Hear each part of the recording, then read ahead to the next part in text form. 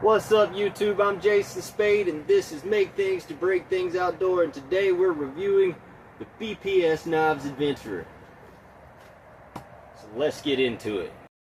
So this is the BPS KNIVES ADVENTURER. It comes with a 1066 blade. It's made in Ukraine and comes with a walnut handle, a really nice sheath, which is worth well above its own price point for the whole thing, and it's got a little fire steel in here, which I've already tried out a little bit. It's not the best at scraping fire steels, so I tried it earlier.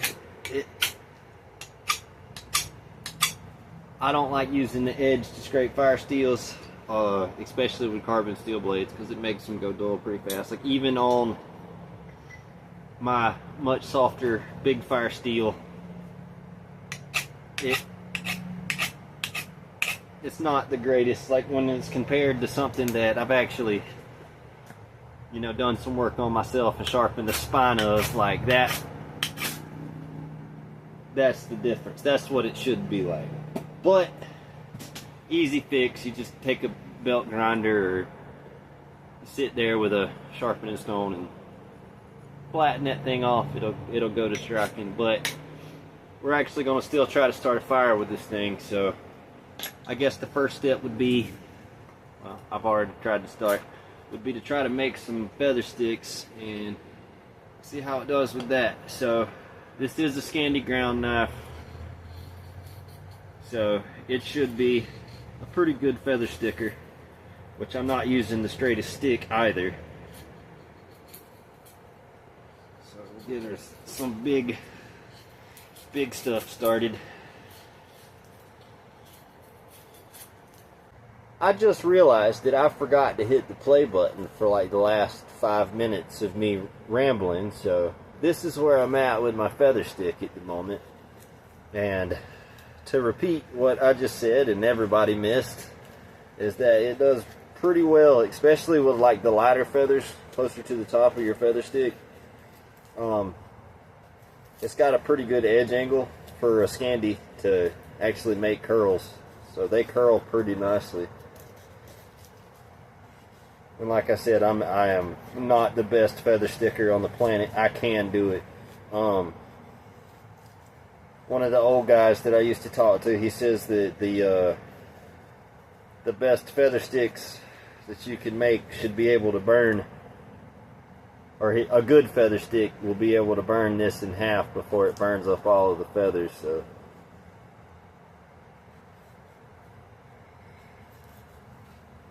that's what we're going to try to do when we go to build a fire. I'm going to make 2 or 3 of these though.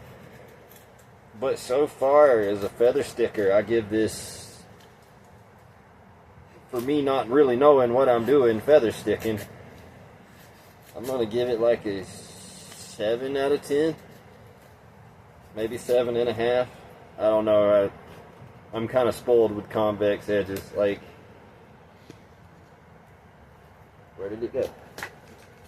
Like my old timer here, it has a secondary convex, and it's just, I can get those really small,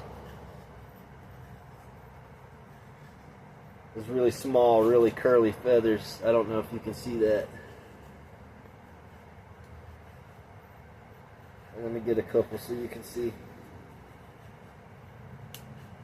Like if you see the difference at the top there, like those are just really curly off of a convex versus like the really long kind of curved feathers. Which I can make this one do it if I angle the edge up a little bit, but it just makes it so much harder to control.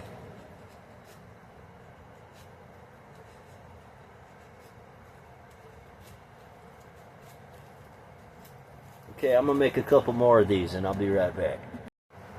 So now I got a couple of feather sticks made, and now I want to try out this fire steel that it came with, and I know that I'm going to struggle really hard because it's not a very sharp spine on this one, but let's see if we can actually get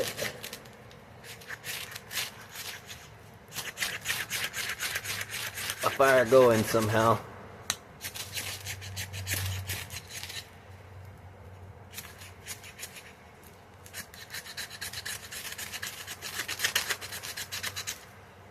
I don't think it's gonna do it.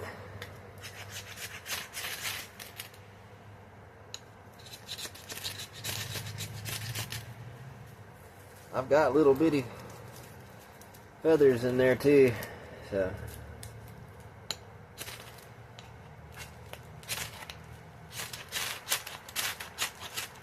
Well, there we go.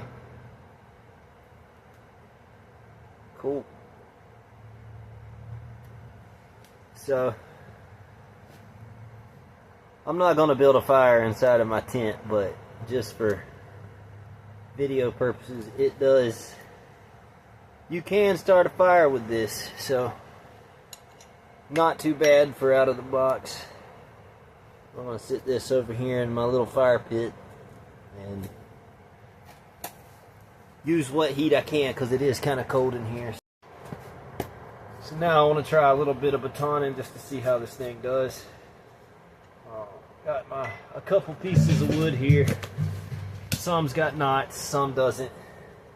Depending on how it does with this, we'll see if we can cut through a knot. So, first impression.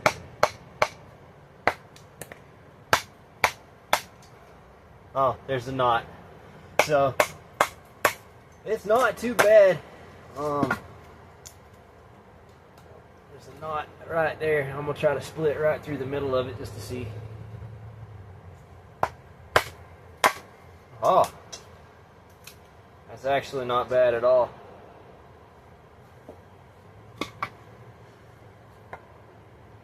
Do it again.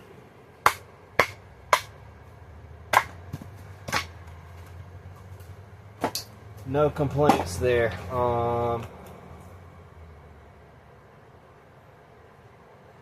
If it can split that, I'm gonna say it's well worth 40 bucks. So let's try it. It's already trying to twist. See if it rolled the edge any at all. No, I have like 0 edge damage, no reflections. So far. Try to flip it this way, see if I can actually get it to split and start. You normally wouldn't do this out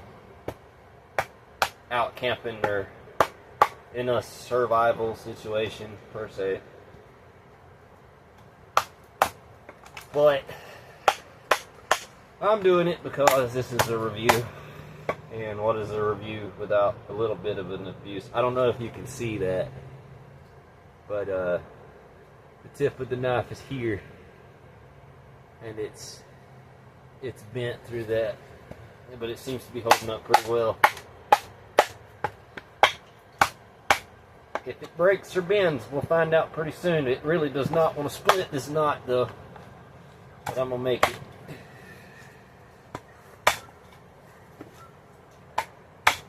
I'm honestly surprised that I haven't broke it yet on this piece.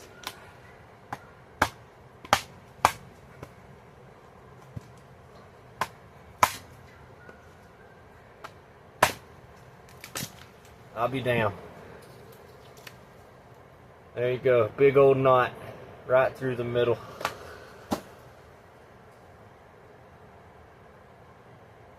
It's straight, it's an arrow. I can see on the camera it kind of looks crooked, but I think that's the like the convex of the lens or whatever. But to my eye, it is perfectly straight. So I am thoroughly impressed. So feather sticking, 7 out of 10. Batoning, I'm gonna give it a 7.5. Well, I'll give it an 8 because of the knot. I was impressed with that. So I'm going to give it an 8.5. It would be better if it was a little bit thicker metal. This blade's only about 1/8 of an inch thick as compared to my favorite batoner, which is somewhere in here around me, because I like to make comparisons. Oh. So this is a 1/4 inch thick versus an 1/8 inch thick. if it was a little bit thicker like that one, it would be a much better batoner. But see, this one also has a secondary convex, which I do that to everything. I put a secondary convex or either a Scandivex on everything. That's just my personal preference. But under 40 bucks, you get a sheath that's worth at least 40 bucks by itself, and you get a fire steel that will actually start a fire. So, not too bad, not too shabby at all. So, this is the conclusion that I've come to. So, I'm going to start off with my complaints. My first complaint is that the spine sticks out a little bit proud. It kind of digs into your skin a little bit right between the webbing, which that's fixable. Not a big deal. Like I said, we're at a $40 price point, and all you get for it, I mean, it's completely understandable. It does have a hot spot, for me at least, around right here, like when it's pushing between in that thick webbing of my hand, it really starts to get sore, especially with feather sticks. Your mileage may vary. Your hands may be different than mine. But I'm going to say that, man, for 40 bucks, you can't beat it. Like, all you get, like, if you're just looking for a bushcraft knife, which I, myself, am not a bushcrafter or a bushcraft expert or any kind of expert. I am just a guy trying to make YouTube videos. But for 40 bucks, I mean, you can't beat it. This will be good for camping. Honestly, the more I look at it, I do fish a lot. This would be like good for fishing, cleaning fish, which it is 1066 still, so this will rust. But as long as you take care of it, I could see it being good for cleaning fish. I wouldn't say it would make a good skinner for you hunters out there. It's a little bit thick, and it doesn't really have much flex to it at all. Could it do it? Sure. If I had something else to choose from, would I? No. But yeah, for just an all-around good camping bushcraft knife, I mean, this is the starter kit right here. And that's it for my review of the BPS Knives Adventurer. I'm Jason Spade, and that's Mowgli the dog. And remember, don't aim at anything you don't wish to destroy, unless it's that like and subscribe button. And I'll see you next time.